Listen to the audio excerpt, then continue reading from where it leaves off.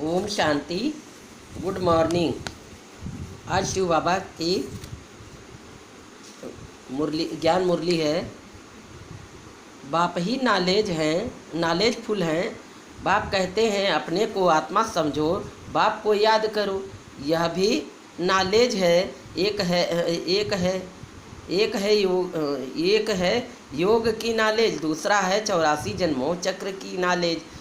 दो नॉलेज है। फिर उसमें दैवी गुण ऑटोमेटिकली मर्ज है। बच्चे जानते हैं हम मनुष्य से देवता बनते हैं, तो दैवी गुण भी जरूर धारण करने हैं। अपनी जांच करनी है। नोट करने से अपने ऊपर सावधान रहेंगे, अपनी जांच रखेंगे तो कोई भूल नहीं होगी। बाप खुद कहते हैं माँ में कम याद करो, तुमने ही मुझे बुलाया है, क्योंकि तुम जानते हो बाबा पतित पावन है। वह जब आते हैं तभी यह डायरेक्शन देते हैं। अब इस डायरेक्शन पर अमल करना है। आत्माओं को तुम पाठ बजाते हो इस शरीर द्वारा, तो बाप को भी जरूर इस शरीर में आना पड़े। यह बहुत वंडरफुल बातें हैं। त्रिमूर्ति का चित्र कितना क्लियर है।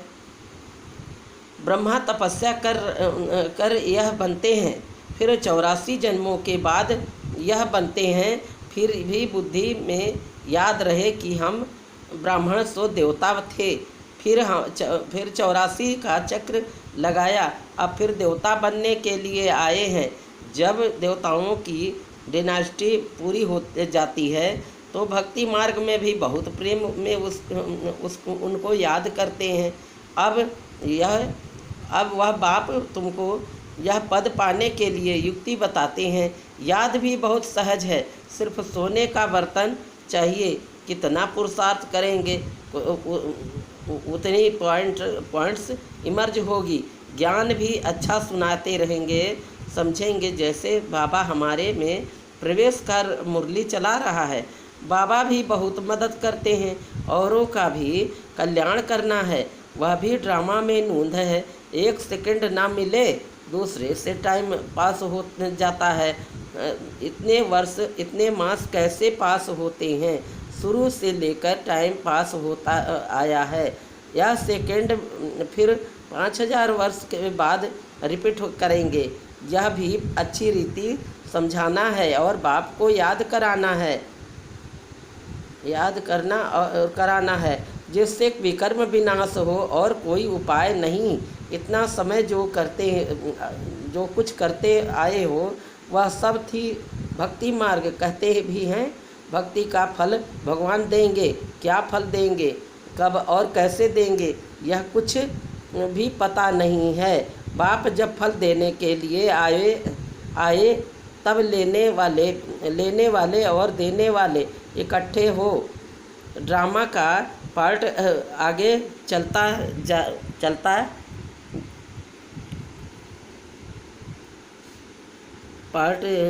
ड्रामा का पार्ट आगे चलता जाता है।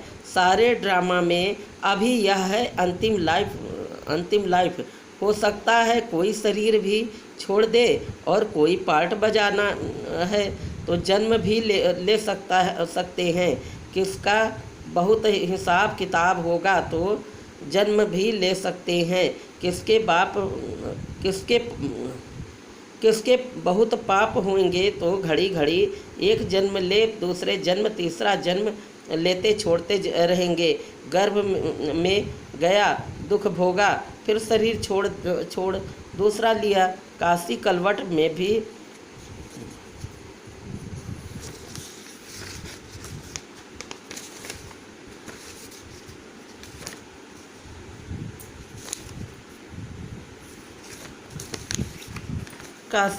में भी यह हालत होती है। पाप सिर पर बहुत है, योग बल तो है नहीं।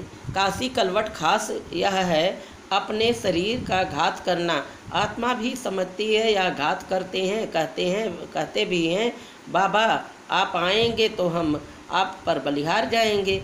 बाकी भक्ति मार्ग में बलि चढ़ते हैं। यह भक्ति हो जाती है। दान पुण्य तीर्थ आदि जो कुछ भी करते हैं वह किससे लेन देन होती है? पाप आत्माओं से रावण से आत्माओं से लेन देन होती है। पाप आत्माओं से रावण राज्य है ना। बाप कहते हैं खबरदारी से लेन देन करना। जहाँ कोई खबरदार काम में लगा खबर जहाँ कहाँ कोई खराब काम में लगाया तो सिर पर बोझा चढ़ जाएगा। दान पुण्य भी बड़ा खबरदारी से करना होता है। गरीबों को तो अंत और कपड़े का दान किया जाता है। वह आजकल धर्मशालाएँ आदि बनाकर देते हैं। साहूकारों के लिए तो बड़े बड़े महल है, गरीबों के लिए है झोपड़ी। वह तो गंदे नाले के आगे रहे हुए हैं। उस कीचड़े की खाद बनती है तो बिकती है, जिस पर फिर खेती आदि होती है। सतयुग में तो ऐसे कीचड़े आदि पर खेती नहीं होती है। वहाँ तो नई मिट्टी होती है। उसका नाम ही है पैराडाइज। नाम भी गाया हुआ है पुखरा राज परी सब्ज परी। रत्न है ना। कोई कितनी सर्विस करते हैं, कोई कितनी करते हैं, कोई कहते हैं हम सर्विस नहीं कर सकते हैं। बाबा के रत्न तो सभी हैं, परंतु उनमें भी नंबरवार पुरुषार्थ अनुसार है जो फिर पूजे जाते हैं। पूजा होती है देवताओं की। भक्ति मार्ग में अनेक पूजाएं होती है। वह सब ड्रामा में नूंद है, जिसको देखकर मज़ा आता है। हम एक्टर्स हैं। हम इस समय तुमको नॉलेज मिलती है, तुम बहुत खुश होते हो।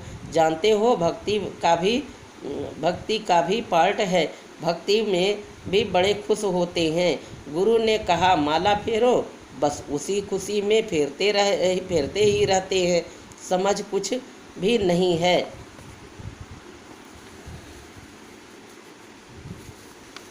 ओम शांति, ओम शांति।